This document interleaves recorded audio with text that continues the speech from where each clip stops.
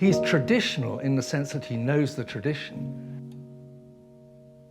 They must move the tradition on. Each generation must reinterpret, take what is basic and essential, and that is being truly traditional, because that's keeping the tradition alive.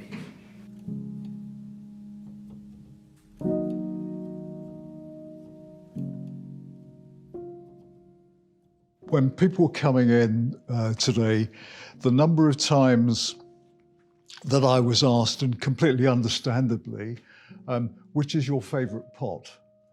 And I'm looking round and I'm trying to work out which is my favourite pot. And my thoughts went back to the first pot shows that I went to maybe 40 years ago, or perhaps it was 50, where they opened on a Friday night. You queued outside. There were 5 old farts in front of you who asked you whether you knew anything about pots. And when you said you didn't really, they told you that by the time you got in, the best pots will be gone because people were let in a few at a time. And I suddenly, my mind went back to that time, and I was thinking about best pots.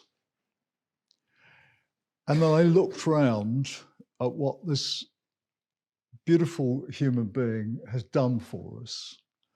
And there are only best pots. There's nothing that I could see in here that I didn't feel was a best pot. What I'd like to do, if I may, is talk a little bit about your early days.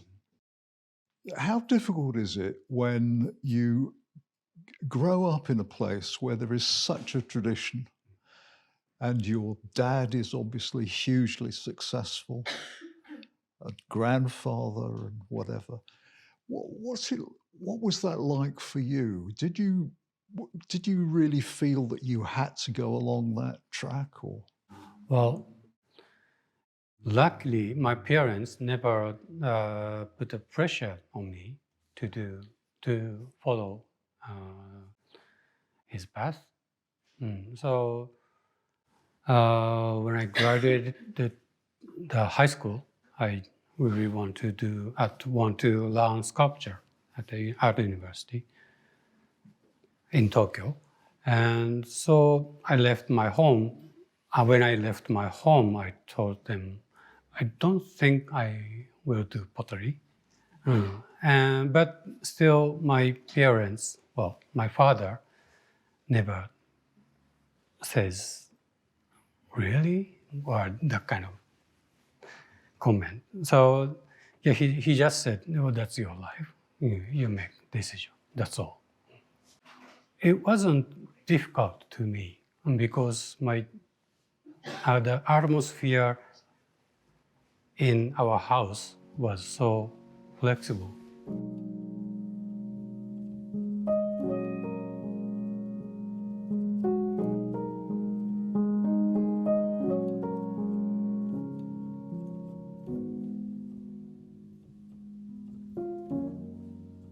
I was making wood sculpture. I stuck into some point that is the question, like why I'm doing this with wood, why it's not different material.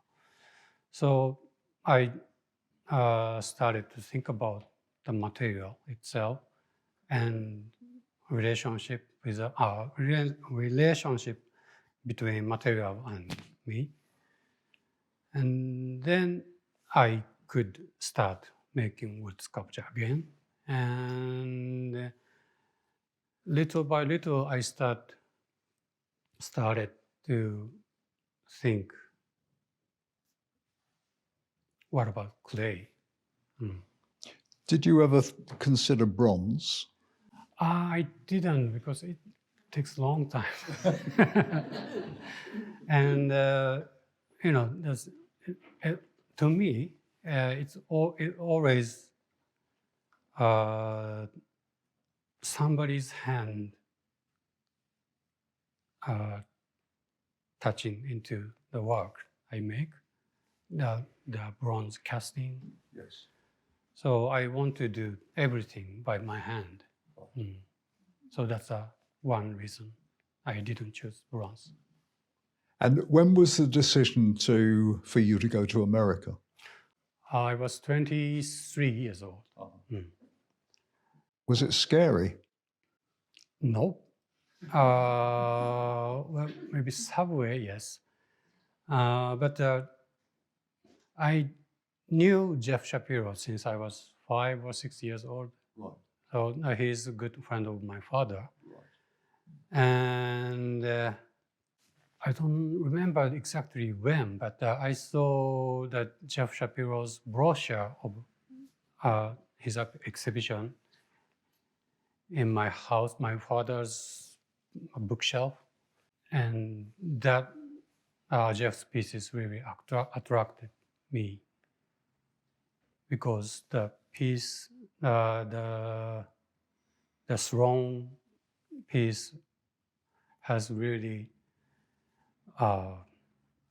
Jeff's emotion, and I could see the rhythm he connected to the wheel and firing every process.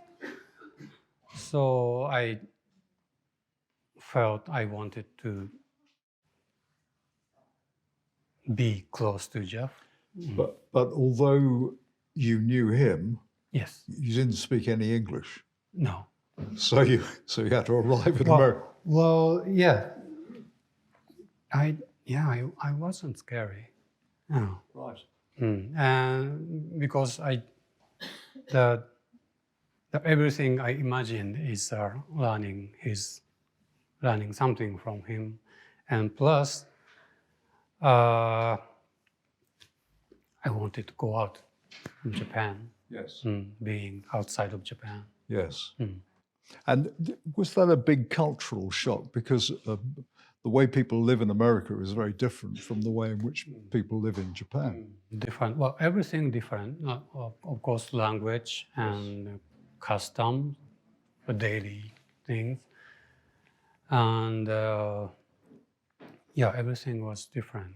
So that was stimulate enough to me. Yeah, because I'm always surprised that you are quite a lover of this country too, aren't you? Of England. Mm-hmm. And I'm quite surprised that you can put up with our trains running late and the mess in our streets and all those other things, which are, where it's so different from Japan. Yeah, that's true. If I think that way, it is true. But at that point, like 22 years old, 23 years old, boy, I never care about those differences. Sure. And I just wanted to be there, wanted to learn something, and wanted to see from outside. And you were there for quite a long time, weren't you? 2 years. 2 years. Yes. Yeah. And did you go back home at that time, or did you stay there for the? I had to go back because of the visa thing. It was a training visa, so I couldn't stay long time enough.